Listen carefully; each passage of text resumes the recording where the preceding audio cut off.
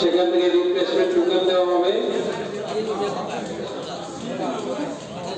আমাদের মেইন গেটের ঠিক উল্টো দিকে দেখলেন সিকিউরিটি পার্সোনাল যারা আছে ওনারাও আমাদের রিপ্লেসমেন্ট কাউন্টারে রিলিজ অর্ডারটা দেখিয়ে সেখান থেকে আপনারা খাওয়া দাওয়ার টোকেনটা সংগ্রহ করবেন এবং আমাদের যে রিপ্লেসমেন্ট যে কাউন্টার দেওয়া হয়েছে অফিসের ভেতরে